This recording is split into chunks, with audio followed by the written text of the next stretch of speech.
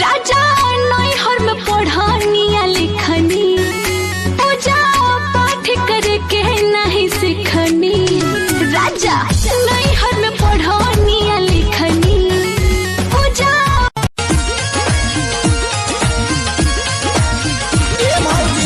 उमड़ल जवानी लेके घूमेली राह में पहिए से मुँह तनी उनका हो राह में समझ के देखे आई तोहरा दुआरा पर बाजत होई डीजे दुआरा पर बाजत होई डीजे हई दीवाना के कुर्ता लोरवे से भीजे तोहरा दुआरा पर बाजत होई डीजे हई दीवाना के कुर्ता लोरवे से भीजे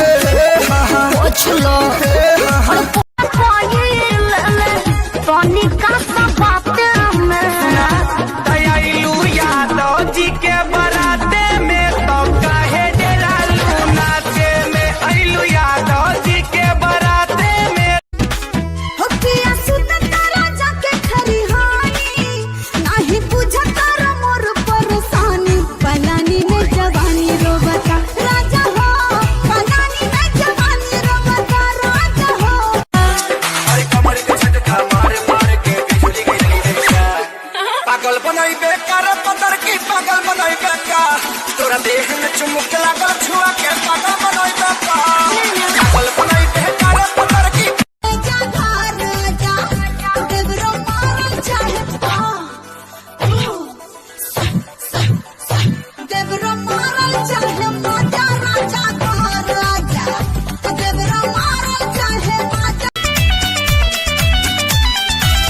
ओढ़ी के चढ़ा जवानी करे का चढ़ाई का सावा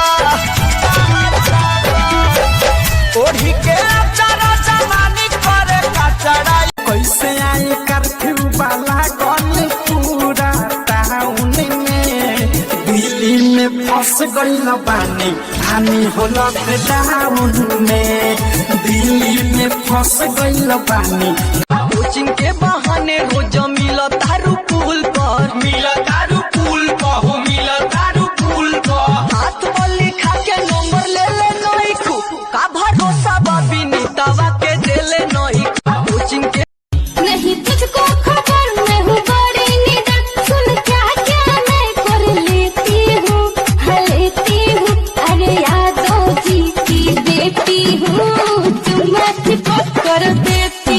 बैलेंस खत्म था मैंने लोन लिया है मम्मी से छुप के मैंने फोन किया है। डरती तुम मम्मी से हम भी डरे क्या नहीं फिर कॉल करें क्या अरे कॉल करे क्या बाबू कॉल करे क्या सोना कॉल करे क्या। मैं मरता था जिन होठों पर वो बिकने लगे हैं नोटों पर मैं मरता था जिन चोरे वाला जोरे मन मोरा भोरे कोई के सवा खसीना रे सड़िया जब हम पे सुते खाती पर से भातार सड़िया जब हम।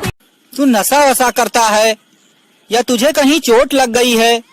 ये तेरी आंखें लाल क्यों हैं? तुझे नहीं मालूम शेर इतनी आंखें लाल होते हैं। और भाई कैसा है? एकदम झकास। तुझे देखा तो ये बुलाती है जाने का नहीं। तुझे देखा तो ये जाना सर। हेलो जी, आपका नाम क्या है? करोना। स्वागत नहीं करोगे आप हमारा?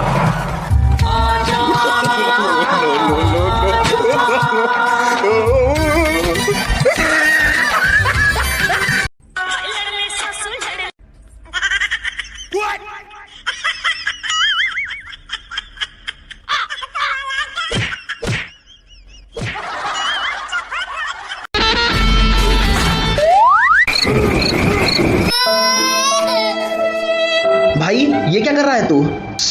पुलिस वाले तो ना है इधर, तुम तुम्हें नहीं पता कि देश बदल रहा है? मुझे तो पता ही नहीं कि देश बदल रहा है।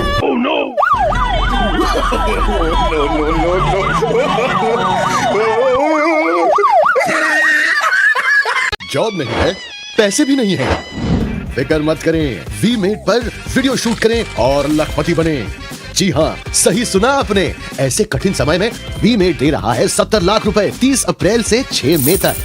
तो देर किस बात की, VMATE वीमेट पे अपने वीडियो बनाओ। उससे पहले ऐप तो डाउनलोड करो, वीमेट। VMATE. VMate.